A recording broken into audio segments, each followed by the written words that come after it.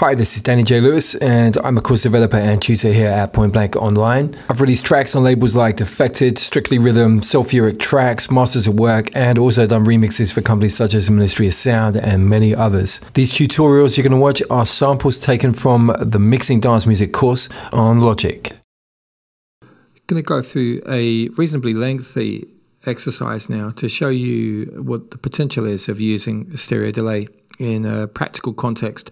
So I've got a little idea here that I've laid down, and this has got a section here where there are beats and bass line, and then it goes into a drop and then beats and bass line again. So I've got a vocal, and you know, what we're trying to do here is just to increase the interest in this breakdown section. You know, once again, I want you to think about this. If this was a project, you know, that was given to you and you're working with a client, you know, someone wanted to mix this track, so your job is to mix it down, and you know, so you're getting paid for it. That's often the way it works, of course.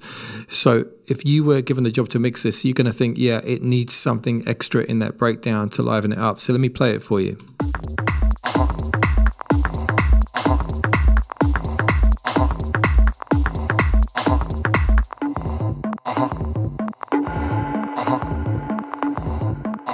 So what we're going to do is we're going to use a delay on the vocal, and we're going to spice it up a bit with a nice technique.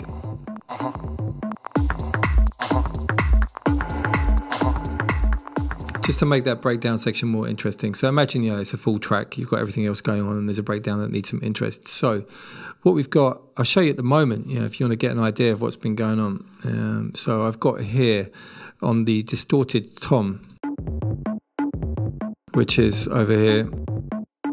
It was just a tom sample, and this is a pattern.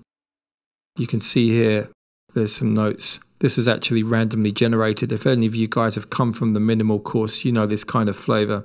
So 16ths, basically on a shuffle grid, you know, so swinging, and they've been randomized using transform, and also triggering the tom here, which is being distorted by the drive. So that's what adding that nice kind of edgy flavor.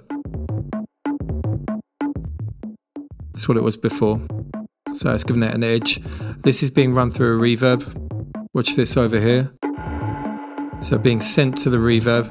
The reverb, I recorded some automation to pan the reverb return. Low cut on the reverb return as well, because that's got quite a lot of bass in it, that tom. Hasn't got lots of sub, but it's quite bassy.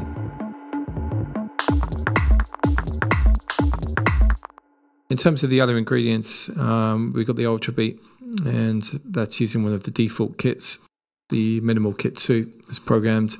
And also we've got a sub, which is the ES2 on a sine wave. Of course, you'll be able to download the project and check it out. The Minimal Blip is a Klopfgeist, and that's running through some EQ, stereo delay, tremolo, and also the vocal here. A couple of space designers. I'll show you what it sounds like on its own. It's just following on from the stuff that we've done so far. So if I solo this, let me take off the two instances of space designer. The first one is with a plate to add some space. Second one is a reverse impulse. Make it sound a little bit more interesting. So we're going to delay the vocal, okay, and we're going to automate it. You know, you can see here the key to doing this sort of stuff is the automation, of course. So the vocal, what we're going to do is we're going to send it to a delay. So I'm going to go to the next available bus. Let's see here, delay, and we're going to basically feed into that using the automation in the breakdown section. Let's just load that up. Let's come now to stereo delay. And I'm just going to increase the feedback, so the amount of repeats left and right. At the moment, these are on two different grid sizes. Let's have a listen and see how it sounds.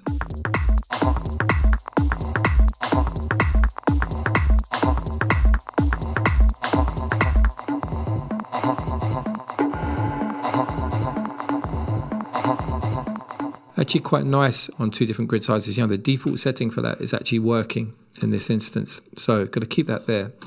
What I'm also going to do now is show you a little technique which is to feed the delay back into itself. You know, I mentioned this stuff in one of the very early videos of this lesson.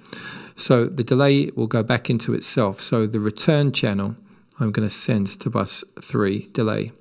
I'll show you what happens if we loop this now.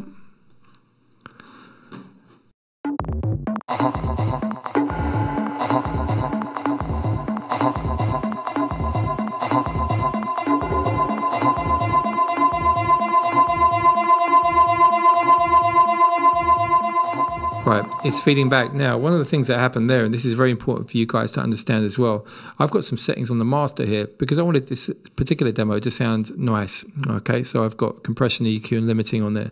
When the level of the feedback delay got too hot, what it was doing was it was pushing all the background music down because the compressor was overworking. So it's just something to bear in mind.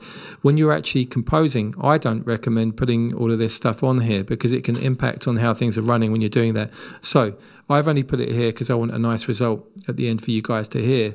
I would not recommend putting these on when you actually work. Okay, so you've seen there in context what happens if you've got levels that are too hot on an individual channel strip when you have master compression. Okay, so we went +6 there, it pushed hard into that. So we have to be careful of that. Okay, so on here, I'm just going to ease down a little bit just to preempt any of those scenarios. And let's have a little practice again.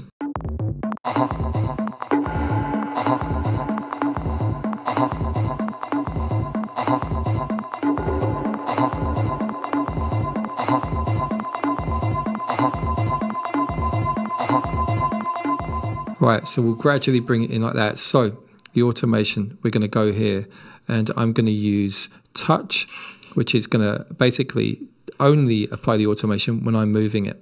Okay, and it's going to return it to where it starts off when I let go. So we're going to go on touch.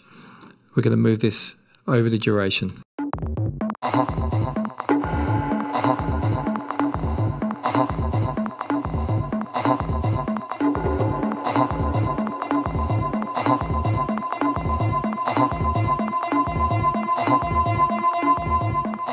There we go. Once we finish, put it onto read. And let's have a look. Push A. You can see the send levels here increasing. So let's have a look.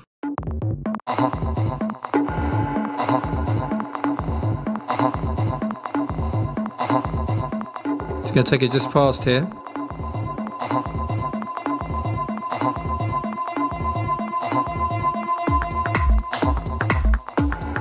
Right, that's nice at the end, but as you minimal guys will have seen, it's quite nice to stop things dead.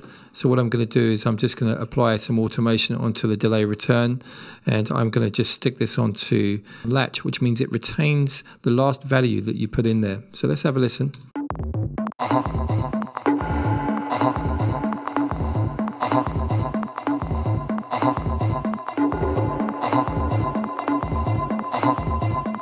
So I'm going to get ready.